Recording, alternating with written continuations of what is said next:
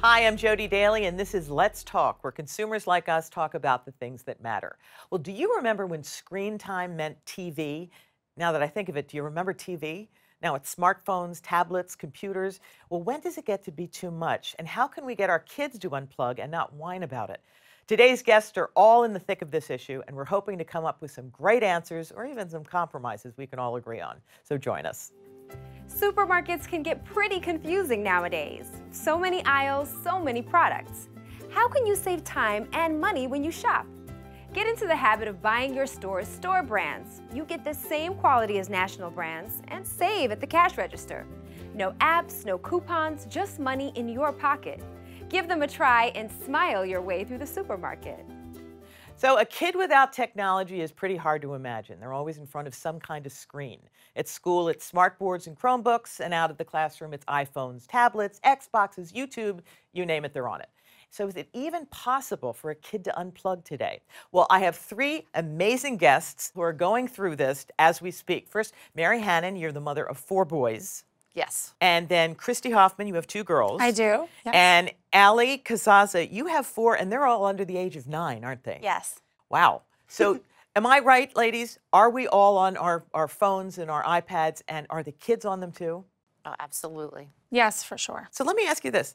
All of us, how often are you on the phone or on technology during the day? What would you say? Oh, I'm definitely guilty. I Candy Crush, I Facebook, I email, I text. Words with friends? I don't do words with friends. Good, because that's really addicting. But I know. So that's the one thing I don't do. Okay, what about you, Mir? I'm on constantly checking emails for coaches because all the boys play sports and they're changing fields and I have to make sure. So emails, texts, and a little Facebook once in a while. I have to admit. Well, I got to tell you, I took Facebook off my phone because it was getting a little too much for Yeah. me. And how about you, Allie?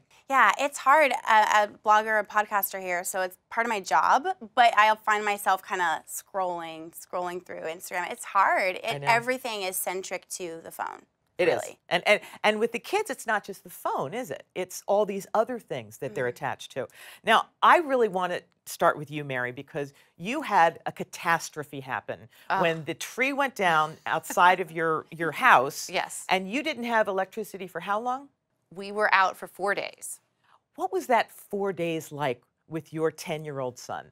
Well, he had no idea what to do. None. He called me and said, I don't know what to do. And I said, read a book. You know, remember the deck of cards we have? You know, it was crazy. He realized how much, you know, they depend on it, and that's his way of having downtime. He didn't know how to have downtime. So what did you do? So we got board games out, and we played Uno, and we colored, and we started painting again, and you know, the things that we did before all this technology was introduced. So it was really nice. So he was going back to the olden days, pretty much. The olden days. Now, right now, your power's back on. So I'm sure he's still playing Uno and painting and no, they went back in the drawer and got locked up. So he went right back to being. He went right back, but it was very good learning too, for me especially, to say, okay, you know, that was really fun. Let's do that again. Let me ask you this. If you were to average out how long the kids are on devices, what would you say per day? Well, someone told me, whose son plays with my son, you know, together, that his son logged 42 hours in a week. And that there's a setting that we can go and find out. I'm scared to look, personally. What about you, Christy? You've got 2 girls. One's 10 and one's 13. Yeah. We actually had a similar thing happen when we lost power a couple months ago, and we didn't have power for a few days, and my girls were going a little nuts. But also, they do a lot of homework on computers, and my daughter can fill in her Google thing from her phone. Now, you were telling me that the 10-year-old does not have a phone yet. She doesn't have a phone, but she has a gizmo gadget, so she can speak to us. It's not a phone, but I mean, it's not like a tablet. Am I like aging myself when I say Dick Tracy? You know, it is. That's Mom what and she Dad does. She speaks to us, so we can actually contact her. Right. Well, that's cool. But it doesn't have like games and stuff for her to play. But she does have, you know, the tablet at home, the iPad, and the minute she gets home, she flops down. And it is something that I think about because, you know, she's played soccer for 2 hours, she's been at school all day, and you know, she's done her homework, so I feel like, okay, well, she can she can play a little bit on it. But I do try to limit it when I can. Yeah. So you don't have the unlimited plan for. Oh. How is a 13-year-old different than the 10-year-old when it comes to So online? the 13-year-old has her phone, Snapchat, Instagram, friends, all that stuff. And they're constantly texting and Snapchatting and playing Fortnite. That's a new thing. And they do that from their phones. Yeah, so it's this hard. This is not a plug for any game, by the way, No, guys. no. None. So it's really hard. I try to limit her time, but I was just saying actually to my friend that I'm having a new issue because she's 13 and she's a little nerdy and she's in a lot of clubs after school. So she doesn't have a lot of friends come over. And then all of a sudden the clubs are kind of ending because it's the end of the year. And she has a lot of girlfriends coming over, but they'll be on the iPad or the computer or playing the Wii or whatever for like 2 hours in my house. And I don't know if that's normal, what to do, if the other parents are going to start getting mad at me. Well, that is really a good question, you know, and Allie is going to help us answer it right after we come back.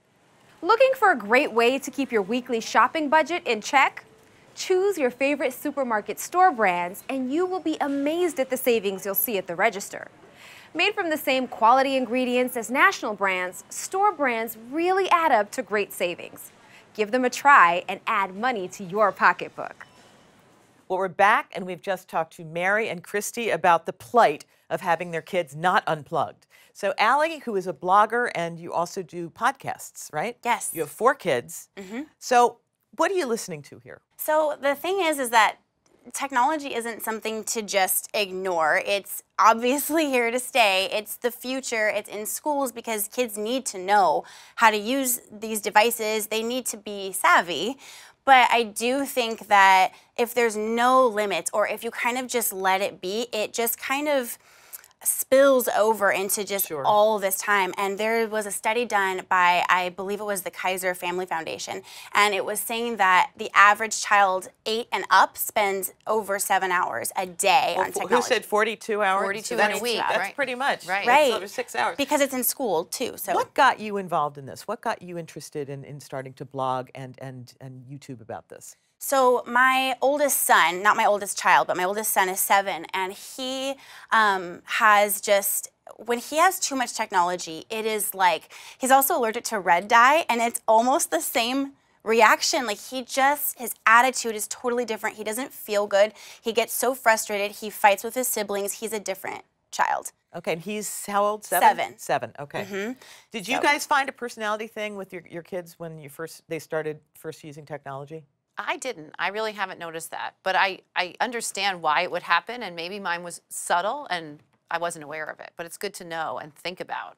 Christy, how about you? The same thing. I haven't really noticed a personality change except that they don't listen at all. I could be speaking to them, and they go, and then I said, did you just hear anything I said? So, you know, when they're not on technology and they're reading, they'll put the book down and look up and answer me. But when they're on the technology, they literally don't know anything else going on. Why is that, Allie? What have you found in your research? Well, when you're spending too much time with technology, it physically alters your brain. The part of your brain that's responsible for imagination and creating scenarios and being creative, really, it's damaged. It physically damages it. Interesting. I would encourage everyone watching to just research and look into all of this. It's so powerful. So how is it different reading something on the screen or playing a video game than, say, playing Barbies when we were growing up and, you know, having little dolls sitting in front of you? We weren't outside doing things. We were just, you know, creating a little world here.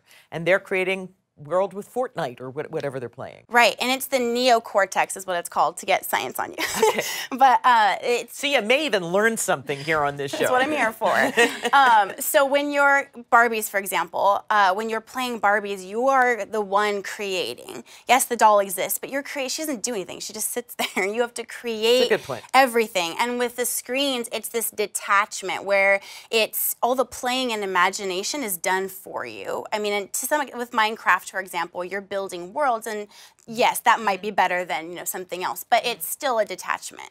So now, when Mary had the tree go down and no power for 4 days, how did she handle that situation? I think that was great. I mean, you pulled out all the games. You took the opportunity for family time, and you saw what a difference it was in your house. And the same thing happened for us with my son. We pulled it all away because he was just losing it, and our family dynamic shifted. And I realized, even though we didn't have TV on all the time or anything, but you know, like Netflix is on in the background, and you just kind of get used to it. The family dynamic shifted. The siblings were getting along better, and there was less bickering, and everyone's attitude was better. Everyone was listening better, and we get outside more. They read more. So wait a minute, Allie. Are you telling me you don't have any technology in the house? No. We are a normal family. All right, good. Because I was going to say, we're going to turn off a whole lot of people who are going, I don't know, this is weird. Right? So go ahead. Yeah, no, we have the newest, the Nintendo Switch, and my husband has an Xbox. And I'm a blogger. There's computers and there's TV, and we love Netflix. It's normal. It's just that there's limits. So we try to limit the kids to less than 45 minutes of like play technology, which would be outside of homework. Wait a minute, play technology, 45 minutes per hour or? No, the whole day. I don't know. The whole day. Yeah. Really? Do you think you could get your kids? All right, so I'm wondering, how is this possible? For me, I'm running this one, driving that one, and then the younger one is home. I don't know, do you set a timer at 45 minutes, you stop playing and come up? Because you can't be there every 45 minutes. That's what I do. I do set a timer. You do, okay. You'd set a timer to turn off the machine? No, we just set a timer, like, we have Alexa. Alexa, set a timer we've for just 45 brands minutes. named about 50 different things. Alexa, turn it off. Yeah, great. You use technology to set the timer to stop the technology. Exactly.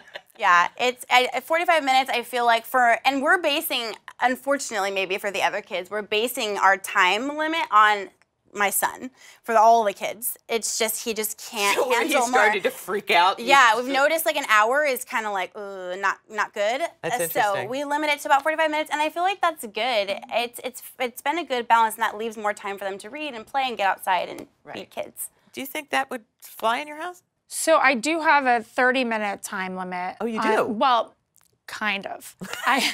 Depending on what you're doing. Right.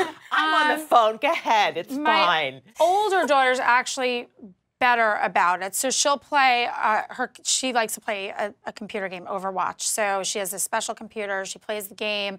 But she does put a timer on for 30 minutes. I tell her only 30 minutes. But at the 30-minute mark, she's in the middle of a game. She says, Mom, I have 5 more minutes. So she finishes that. The little one, I say to do 30 minutes on her iPad, and I'm always like so busy running around doing things. The next thing I turn around, I said, it's been like 45 or an hour, and you're still on it. Oh, I forgot to set the timer. And And she's 13. So she's the 10-year-old. Oh, so the 10-year-old. The 10-year-old's a little bit more sneaky than the 13-year-old. And then the She's 13-year-old. learning from the 13-year-old. She is. Right. And then now with the friends coming over, that's a whole nother situation that I was saying. But you actually have something really good going on with the older son. So tell them about Kevin. So my older son, he's 15, he uses technology to be creative. So he started making these videos of sports players, football players, and doing these quick little videos of their clips and merging them, and he got into a real editing software now. And he always tells me that don't worry about my younger one, he'll outgrow it. It's just a phase and he'll outgrow it. Which I think if he's setting the example, and I know also the older kids aren't on technology all the time, they're out doing things all the time. What would you say the bottom line is for parents that they should or maybe to think about doing to keep things under control? Because obviously you two seem to have things under control in your own ways, which is great. Yeah, I'm trying. Yeah, and I think that's the point, is just have some control over it. Don't just like willy-nilly, whatever, whenever you're done. I think if there's some boundaries, and I also think a lot of time parents worry about the whining that will set in from cutting it off or limiting it. And I think when you have clear boundaries, if you say, this is how we're gonna do it, this is our time limit, maybe this is the time of day you can play, like after school, after your homework's done, whatever. If it's already known, there's less room for like negotiating and complaining, and decide what you want, set that precedent, and be the parent there. But one of the issues I find is nowadays, I mean, that was in the early days, you could just play your own game and you're done when your mother said it's time to stop. But now they're playing with their friends. They're playing with 15 friends. And they're in the middle and they're on a team. And I say, it's time to go. You're letting everyone down. This is the newest addiction part of it. Okay, wait, and now I have to say something to that. When it was dinner time, it was dinner time for us and not necessarily the Freemans next door, it's kind of like it's dinner time for them. Right. Yeah. I can say that easily because I don't have children, but God bless you, Mary. Right.